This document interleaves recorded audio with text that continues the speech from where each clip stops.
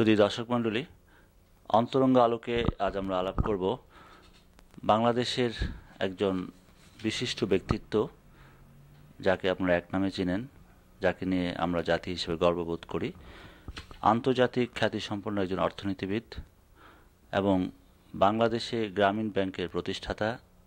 যে কনসেপ্ট বা যে গ্রামীণ ব্যাংক সারা বিশ্বে আজকে অর্থনীতির ক্ষেত্রে নতুন আলোড়ন সৃষ্টি করেছে, সেই প্রখ্যাত অর্থনীতিবিদ ডক্টর মোহাম্মদ ইউনূসের সাথে। ধন্যবাদ ডক্টর ইউনূস আমাদের সাথে সাক্ষাৎকার দেওয়ার জন্য। ধন্যবাদ আপনাকে। তো আপনার এই যুক্তরাষ্ট্র সফর সম্পর্কে বা এর উদ্দেশ্য সম্পর্কে আমাদের সংক্ষেপে কিছু বলবেন? এবার প্রধানত আসা বিশ্বব্যাংকের একটা সম্মেলন হতে যাচ্ছে বিশ্বের ক্ষুধা নিয়ে। সেখানে তারা আমাকে আমন্ত্রিত বক্তা হিসেবে আমন্ত্রণ করেছেন।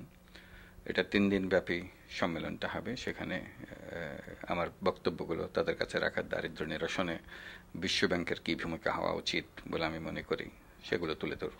সেই জন্যই আপনি গত সপ্তাহ বা কিছুদিন আগেও বোধহয় ওয়াশিংটনে এসেছিলেন। সপ্তাহ 2 আগে ছিলাম এখানে অন্যান্য মিটিং উপলক্ষে। আচ্ছা, একটা জিনিস ব্যক্তিগতভাবে প্রশ্ন করছি যে বর্তমান যে যুক্তরাষ্ট্রের প্রেসিডেন্ট বিল ক্লিন্টন, তিনি একাধিকবার বিভিন্ন অকেশনে মন্তব্য করেছেন যে নোবেল প্রাইজ পাওয়ার ব্যাপারে তিনি আপনার নামকে প্রস্তাব করতে চান বা প্রস্তাব করবেন এ ধরনের। এই প্রসঙ্গে আপনার ব্যক্তিগত দৃষ্টিভঙ্গিতে আমাদের কিছু ইনফরমেশন দিবেন? এটা প্রধানত আমি আপনাদের কাছে পরিচিত বলে কথাটা বেশি আপনাদের কানে বেশি আসছে। আরো কতজনের নাম যে উনি বলছেন হয়তো আমাদের কানে আসছে না। কাজে এটা ওনার উদারতা, এটা এমন কোনো সিরিয়াস বিষয় না। ওনার সঙ্গে আমার পরিচয় হয়েছিল 1986 সালে। তিনি তখন আরকানসার গভর্নর ছিলেন। আরকানসো মার্কিন যুক্তরাষ্ট্রের একটা দরিদ্র রাজ্য। সেখানে তার দারিদ্র নিরসনের জন্য তিনি খুব উদ্গ্রীব ছিলেন যে গভর্নর হিসেবে তার কিছু একটা ভূমিকা দেখানো দরকার। তখন লোকের কাছে আলাপ আলোচনা প্রসঙ্গে প্রায় জনের কাছে নাকি উনি শুনেছেন যে আমার কাছে এমন কোনো বুদ্ধি আছে যেটা ওনার কাজে লাগতে পারে। তো উনি বারে বারে আমার কাছে খবর পাঠাচ্ছিলেন যে এখানে আসলে ওনার সঙ্গে যেন অবশ্যই দেখা করি। তো সেই হিসেবে দেখা করেছিলাম 1986 সালে। তো উনি ছিলেন, ওনার স্ত্রী হিলারি ছিলেন। তো আমার কথাগুলো শুনে ওনার খুব ভালো লেগেছিল। তো সঙ্গে সঙ্গে সেটা কাজে লাগাবার জন্য উনি উদ্যোগ নিয়েছিলেন। তার মাধ্যমে গুড ফেইথ ফান্ড বলে একটা প্রোগ্রাম আরকানসাতে শুরু হয়, যার সঙ্গে তিনি ব্যক্তিগতভাবে জড়িত ছিলেন। কাজে গ্রামীণ ব্যাংকের ধারণাটা কী এবং কিভাবে এটা কাজে লাগে, মার্কিন যুক্তরাষ্ট্রে সেটা কিভাবে কাজে লাগতে পারে, এগুলো সব বিষয় সম্বন্ধে উনি ব্যক্তিগতভাবে অভিজ্ঞ। তো পরে যখন উনি প্রেসিডেন্ট পদপ্রার্থী হলেন, তার ক্যাম্পেইনের মধ্যে উনি এই কথাগুলো, তার কথাগুলো বলতেন। যখনই ইনার সিটি প্রবলেম নিয়ে কথা আসতো, যখনই দারিদ্র্যের বিষয়ে আসতো, তিনি তখন এটার বিষয়ে উল্লেখ করতেন এবং তিনি প্রতিজ্ঞা করেছিলেন যে নির্বাচিত হলে উনি মার্কিন যুক্তরাষ্ট্রে অন্তত 1000টি গ্রামীণ কর্মসূচি শুরু করবেন। কাজে সেই প্রসঙ্গে কথা বলতে গিয়ে আমার নাম এসছে এবং আমি কে এটা পরিচয় দিতে গিয়ে উনি বলেছেন যে উনি একজন অর্থনীতিবিদ যার একটা নোবেল পুরস্কার পাওয়া উচিত। আচ্ছা ডক্টর ইউনূস, আপনার সাথে এই প্রসঙ্গে মনে হচ্ছে যে বিল ক্লিন্টন বা এই বর্তমান প্রশাসনের সাথে একটা সুসম্পর্ক রয়েছে। এই সম্পর্কের সুবাদে বাংলাদেশের সাথে যুক্তরাষ্ট্রের সম্পর্কের উন্নয়নের ব্যাপারে আপনার কি কোনো ভূমিকা বা করণীয় বা কিছু চিন্তাভাবনা আছে? আমার এমন কোনো ভূমিকা নাই। আমি তো একজন ব্যক্তি। কাজে রাষ্ট্রের সঙ্গে রাষ্ট্রের সম্পর্কে যে সমস্ত চ্যানেলে হয় সে চ্যানেলের মধ্যে আমি নাই। কাজে আমার মাধ্যমে মার্কিন যুক্তরাষ্ট্র এবং বাংলাদেশের সম্পর্কের উন্নতি হবে রাষ্ট্রীয় পর্যায়ে, সেটা আমি ধারণা করি না। তবে ব্যক্তিগত পর্যায়ে প্রেসিডেন্ট সাহেবের সঙ্গে পরিচয় আছে এবং তিনি এখনও সেটা স্মরণ রেখেছেন। এটা আমার জন্য গুরুত্বপূর্ণ বিষয় এবং আমি যে বিষয়টার প্রতি সবার দৃষ্টি আকর্ষণ করি, বিশ্ববাসীর দৃষ্টি আকর্ষণ করি, সে বিষয়টার প্রতি তার সমর্থন আছে। দারিদ্র নিরসন সম্বন্ধে সে শুধু বাংলাদেশে নয়, সারা পৃথিবী জুড়ে দারিদ্র আমি মনে করি যে থাকা কোনো উচিত না এবং কোনো কারণে নেই এবং সেটার অবসান করা সম্ভব। এই বিষয়টা সম্বন্ধে আমি বলি। আপনার এই প্রসঙ্গে আমি একটা বিষয় উল্লেখ করতে চাই, সেটা হচ্ছে যে আপনি যেটা বললেন যে ব্যক্তিগত সম্পর্কে রাষ্ট্রীয় ব্যাপার হয়তো কিছু করা যাবে না। তো একটা জিনিস আমি উপমা হিসেবে আপনার সামনে দিতে চাই, জাস্ট বিষয়টা প্রসঙ্গক্রমে বলছি যে বিল ক্লিন্টনের সাথে আমার কিছুটা সম্পর্ক হয়েছিল নির্বাচনের সময়। তো আমি তাকে অনুরোধ করেছিলাম যে এখানে প্রচুর বাংলাদেশি আছে এবং বাংলাদেশিরা ভোটার, তো আপনি বাংলাদেশিদের কাছে ভোট প্রার্থী হন না কেন? তো এই জিনিসটা উনি তাৎক্ষণিকভাবে এমনি করে আমার ক্যামেরার সামনে উনি বাংলাদেশের কাছে ভোট প্রার্থনা করেছেন, বাংলাদেশিদেরকে তাকে সমর্থন করার জন্য বলেছেন। পরবর্তী পর্যায়ে এটা নিয়ে একটা পার্টির মধ্যে এবং ইনার সার্কেলে গন্ডগোল হয়েছে। সেটা হলো যে এশিয়ান অন্যান্য কমিউনিটি, চাইনিজ, ইন্ডিয়ান, তাদের কাছে তিনি সেভাবে ভোট প্রার্থী হন নাই। কেন তিনি বাংলাদেশের কাছে ভোট প্রার্থী হলেন, বাংলা টেলিভিশনে কেন উনি ইন্টারভিউ দিলেন, এই জন্য তাকে পরে কথা শুনতে হয়েছিল। সুতরাং উনি কিন্তু করেছেন যে ব্যক্তিগতভাবে আমার একটা অনুরোধে একটা পর্যায়ে। তো বাংলাদেশের বর্তমান প্রধানমন্ত্রীর সাথে আপনি বোধহয় কিছুদিন আগে দেখা করেছেন।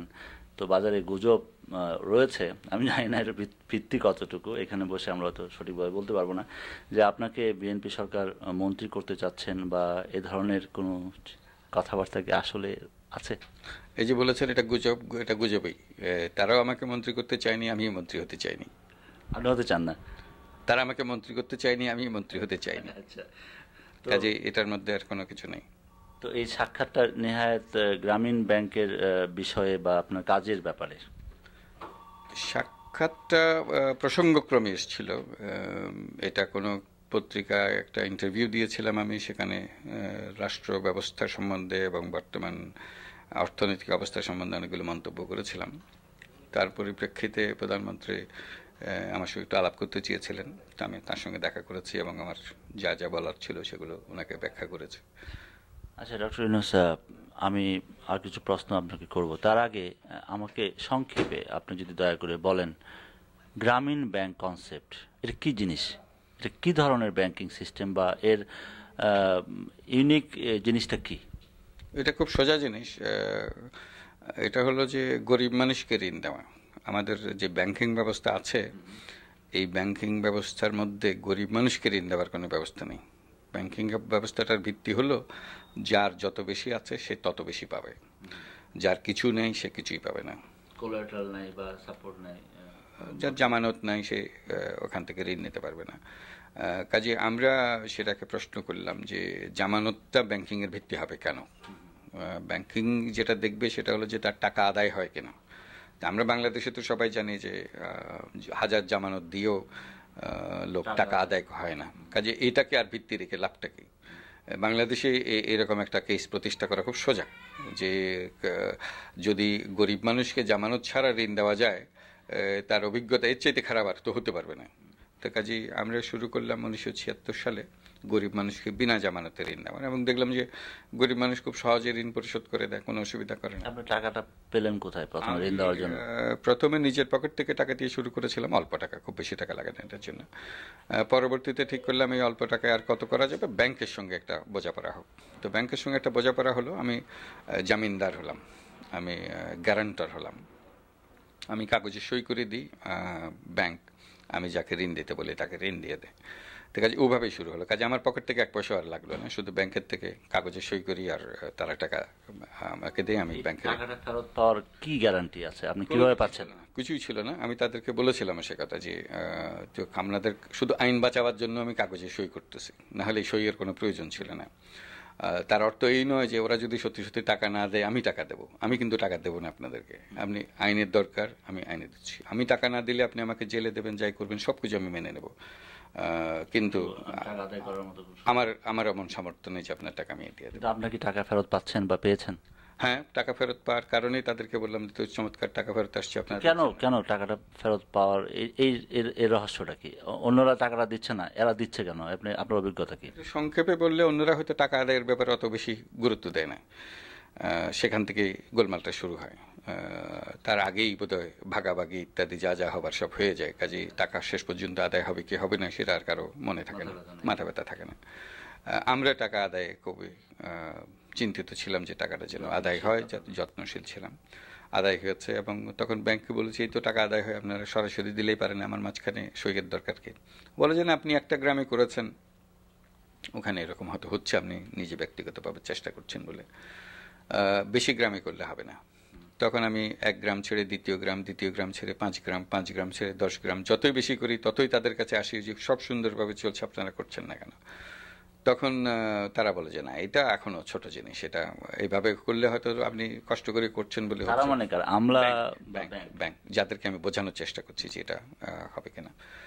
অবশেষে তারা আমাকে চ্যালেঞ্জ দিল যে একটা জেলা জুড়ে করে দেখান, যদি একটা পুরো জেলাতে করে দেখাতে পারেন তাহলে বুঝবো যে এটার পেছনে কোনো একটা কিছু বিষয় আছে।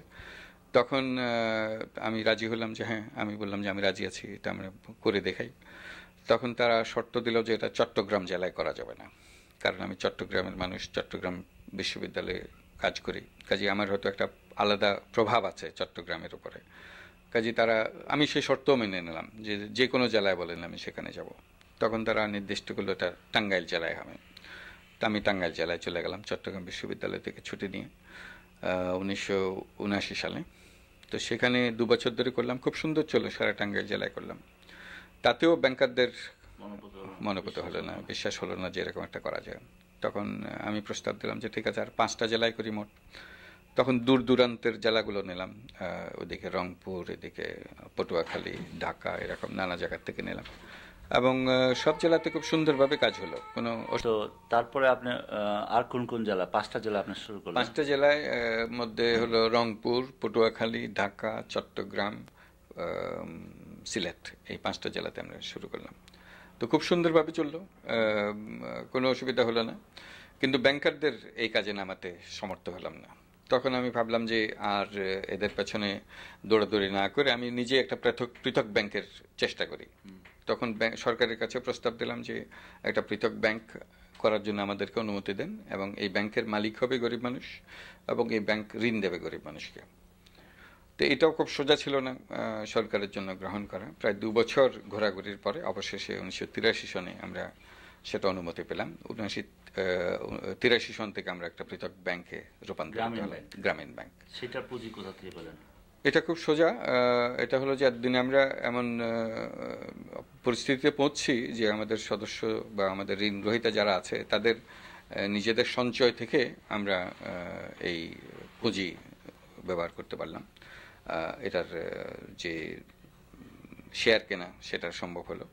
তো সেটার থেকে আমরা কাজ শুরু করেছি। এখন আমরা বাংলাদেশের 34,000 গ্রামে কাজ করি, প্রায় অর্ধেক গ্রাম, 68,000 গ্রাম। আপনাদের এখন পুঁজিগত পুঁজি হলো মূলধন, যেটা সেটা মূলধন হলো এখন 5 কোটি টাকা। না, তো সেটার থেকে আমাদের না, ভুল বললাম আমি, 5 কোটি। আমাদের মূলধন হলো 15 কোটি টাকা। তার মধ্যে আমরা ঋণ যেটা দিই সেটার পরিমাণ অনেক বেশি। আমরা ব্যাংক যেটা করে, ব্যাংক তো আর নিজের টাকা খাটিয়ে কাজ করে না, অন্যের থেকে ধার নিয়ে, ডেপোজিটারের টাকা কিংবা বাইরের থেকে টাকা ধার নিয়ে। আমরা সেভাবে ধার করেছি, আন্তর্জাতিকভাবে ধার করেছি, বাংলাদেশ ব্যাংক থেকে ধার করেছি, আমরা দেশের অন্যান্য ব্যাংক থেকে ধার করি মাঝে মাঝে যখনই আমাদের টাকার দরকার হয়। আমরা এখন যে পরিমাণ টাকা ধার দিই সেটা মাসে 125 কোটি টাকার মতো টাকা ধার দিই আমরা, এবং আমাদের ঋণের পরিমাণ হলো গড়ে 5,000 টাকা এরকম। আমরা বিভিন্ন উপার্জনশীল কাজে টাকা দিই, যেটা মানুষ চিন্তা করে। আমাদের এখন 17 লক্ষ ঋণ গ্রহীতা আছে, তার মধ্যে শতকরা 94 জনই হলেন মহিলা, তারা ভূমিহীন পরিবারের সদস্য। তারা সাধারণত ধান বানার জন্য টাকা নেয়, গরু পালার জন্য টাকা নেয়, মুরগি পালার জন্য টাকা নেয়, কিংবা বাঁশ বেতের কাজ করার জন্য টাকা নেয়। এবং আমাদের নিয়ম হলো যে টাকাগুলো আমরা দেই, যে ধারটা দিই, সেটা সাপ্তাহিক কিস্তিতে তারা পরিশোধ করে।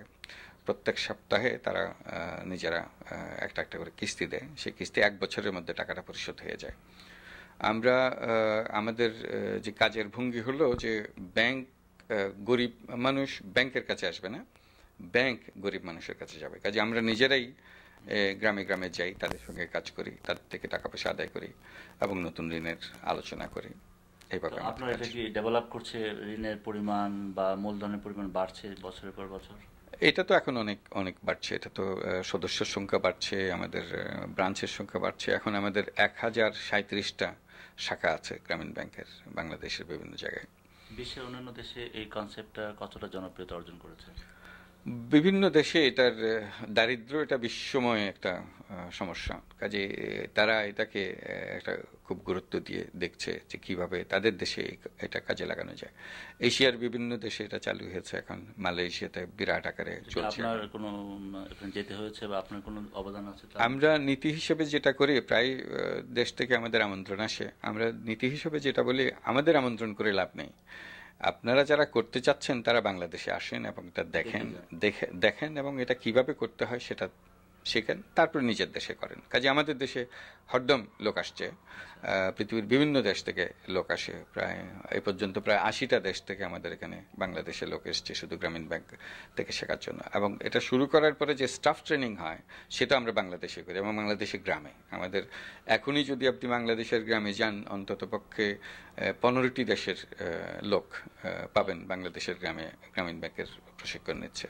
তারা ল্যাটিন আমেরিকার দেশ আছে, আফ্রিকার দেশ আছে, ইউরোপের দেশ আছে, এশিয়ার দেশ আছে, সব রকম দেশে। আচ্ছা প্রফেসর ইউনূস, এই যে গ্রামীণ ব্যাংক আপনার যে মূলধন বা ঋণ দিচ্ছেন, তার পাশাপাশি আপনার যে প্রশাসনিক ব্যয়, আমি কিছুদিন আগে একটা যেমন আপনার মূল, তো আমি যে প্রশ্নটা করতে চাচ্ছিলাম যে আপনার এই যে প্রশাসনিক ব্যয়, আপনার যে স্টাফ, অন্যান্য কর্মচারী কর্মকর্তা, এর সংখ্যা এখন কত, এর ব্যয় কত, কি পরিমাণ?